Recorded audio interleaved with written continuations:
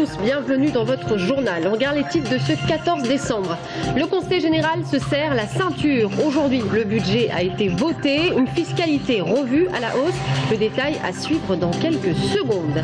Se chauffer, ça coûte cher. Le prix du fioul flambe et laisse de nombreux foyers dans la précarité énergétique. Nous irons à Toulouse ce soir. Et puis dernière ligne droite avant Noël, une forte affluence est attendue dans les boutiques ce week-end.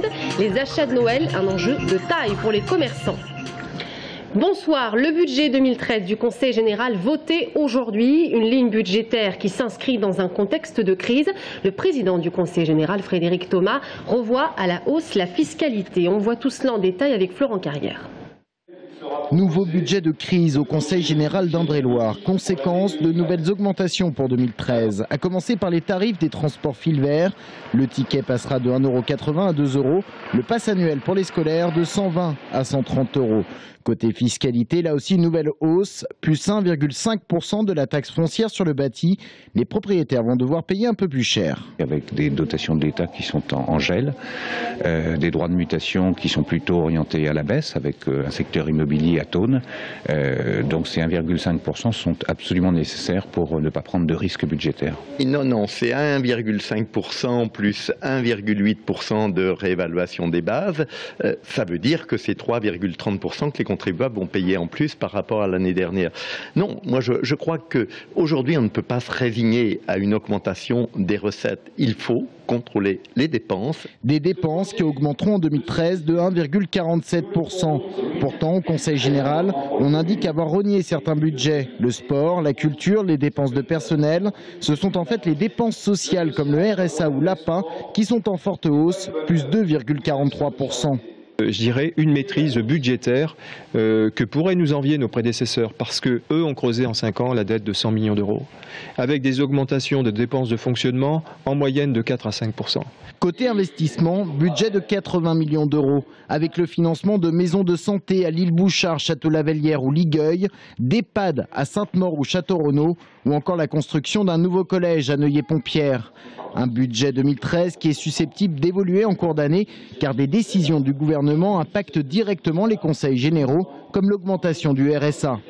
Dans la période de crise, un effort de tous est demandé. Les collectivités locales doivent participer à cet effort, mais une clarification des responsabilités et des financements est évidemment nécessaire. Une clarification qui devrait intervenir lors de l'acte 3 de la décentralisation, actuellement en discussion entre l'État et les collectivités locales. François Hollande sera à Château-Renaud lundi. Le président de la République visitera l'usine Radial accompagné du ministre du redressement productif Arnaud Montebourg. Et puis à la fin de ce journal, Laurent Baumel, le député socialiste d'Indre-et-Loire, sera notre invité de la rédaction. À Tours, un feu d'appartement près de la gare. Pas de blessés, mais une vingtaine de pompiers sur place pour venir à bout des flammes. Les locataires ont pu sortir à temps de leur logement. On écoute le capitaine Rachel Verna. Le bilan, c'est 2 chambres de détruites par les fumées. On a eu également un dégât des eaux dû à la fonte d'une canalisation d'eau, avec un dégât des eaux donc sur les 3 niveaux et dont plus particulièrement un dégât des eaux au niveau du restaurant situé au rez-de-chaussée de ce bâtiment. Se chauffer, ça coûte cher. Les températures se refroidissent et pour de nombreux foyers, chauffer son intérieur devient un véritable challenge. En 2 ans, le litre de fioul est passé de 70 centimes à 1 €. La précarité énergétique, un combat de tous les jours pour de nombreuses familles, comme le montre ce reportage d'Anaïs Michaud à Toulouse.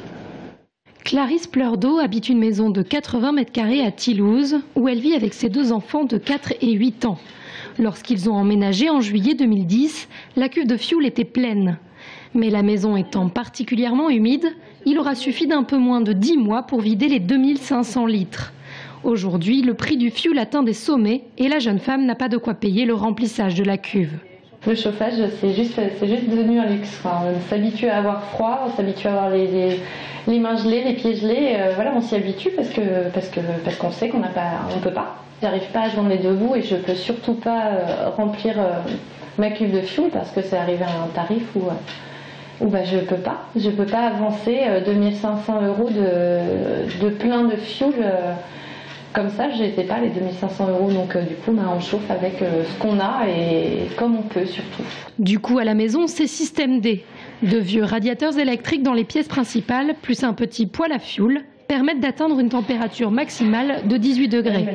À l'intérieur, le soir, Clarisse Pleurdeau se voit obligée d'enfiler ce qu'elle appelle sa tenue de combattante. Et pour conserver cette chaleur toute relative, elle doit calfeutrer les entrées. On ne va pas dire que c'est la Sibérie, mais presque. Mais derrière son sourire, on devine la détresse de la mère de famille. On est en France, j'ai 2 petits bouts de chou qui n'ont rien demandé à la galère financière, on va dire. Je le vis très mal parce que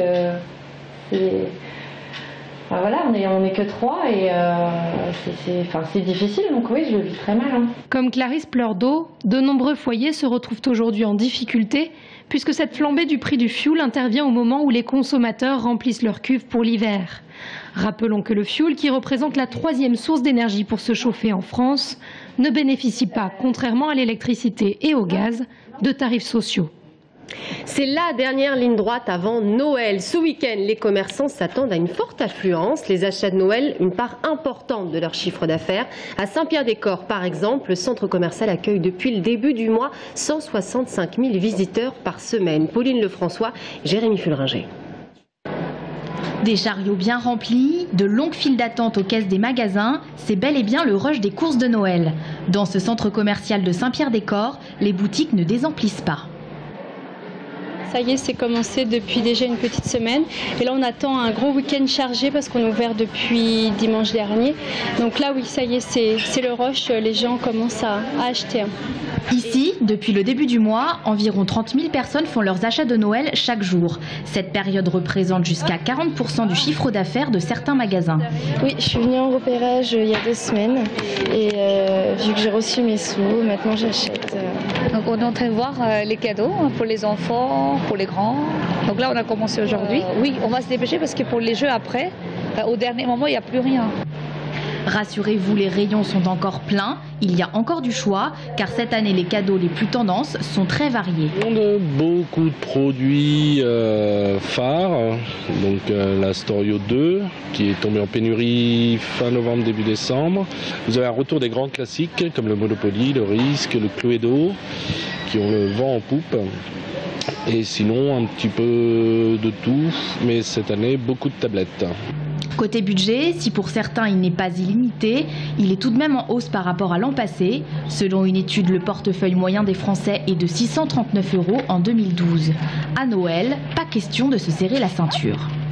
Les gens sont là pour se faire plaisir, c'est la période de Noël, c'est festif, donc budget, pas de limite. Noël, c'est dans 10 jours, il reste encore du temps pour faire vos derniers achats dans les magasins, mais il faudra certainement vous armer de patience. Opération Tranquillité Vacances du 22 décembre au 6 janvier. Police nationale et municipale s'associent pour surveiller votre maison en votre absence. Avec des cambriolages en hausse, de nombreux foyers optent pour cette solution. Maud Gatineau.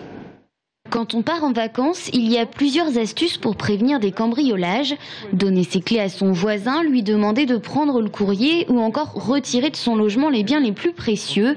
Mais on peut également signaler son départ à la police municipale ou nationale dans le cadre de l'opération Tranquillité Vacances.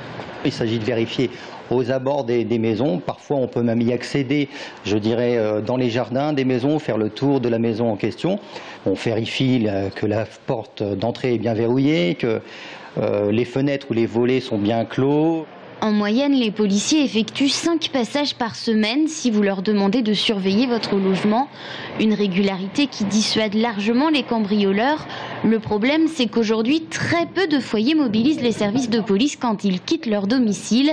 Encore moins l'hiver que l'été. Et pourtant, qu'on se le dise, le nombre de cambriolages ne va pas en diminuant. L'agglomération de Tours connaît depuis maintenant plusieurs mois un phénomène d'augmentation des vols par effraction. Ce sont des cambriolages qui se font dans un délai très rapide par des gens très entraînés qui vont visiter votre maison très rapidement pour y rechercher des biens très précis, donc bijoux, surtout l'or, donc les médailles, les colliers, les bracelets. Alors pour bénéficier d'une surveillance de votre logement pendant les vacances, c'est très simple. Il suffit de signaler son départ auprès du commissariat central à Tours ou auprès des commissariats de secteur. Que vous habitiez à La Riche, Joué-les-Tours, Saint-Pierre-des-Corps, Saint-Avertin, Saint-Cyr-sur-Loire ou bien Tours même. Le dispositif Tranquillité Vacances est relancé pendant 15 jours à compter du 22 décembre. Et bien sûr, il est gratuit. Le sapin, c'est le symbole de Noël. En France, il s'en vend 6 millions chaque année, parmi lesquels 5,5 millions sont des sapins naturels. Certains n'hésitent pas à lui donner une seconde vie. Rencontre avec un pépiniériste à Saint-Marc-la-Pile avec Maud Gatineau. Chez ce pépiniériste de Saint-Marc-la-Pile, on vend à l'année 1500 sapins, dont 500 à Noël. Des chiffres plutôt dérisoires face à ceux des grandes surfaces. Mais ici, les conifères, qui sont élevés juste à côté, séduisent une clientèle particulière. Quand les gens viennent chercher un sapin de Noël chez nous, c'est surtout pour avoir un sapin de Noël en mode, ce qu'on appelle, qui permet d'avoir une durée de vie plus importante à l'intérieur. Une durée de vie plus importante, des épines qui tiennent plus longtemps. Vendus en motte et fraîchement coupés, les sapins présentent ici un avantage certain. Ils peuvent être replantés et c'est justement ce qu'est venu chercher cette cliente. C'est volontaire. Moi, je voulais pas un sapin coupé. Je voulais un sapin avec sa terre. Comme ça, je peux le voir évoluer et puis pourquoi pas ne pas le réutiliser l'année prochaine. Offrir une seconde vie à son conifère, l'idée paraît séduisante à l'heure où nombreux sont ceux qui ne savent jamais quoi faire de leur sapin après Noël, puisque les ordures ménagères n'en veulent pas toujours. Malheureusement, et je le déplore, on observe souvent au mois de janvier beaucoup de sapins qui vagabondent sur les bas-côtés des routes, un petit peu partout, des décharges un petit peu sauvages. Et ça, franchement, c'est pas un acte citoyen.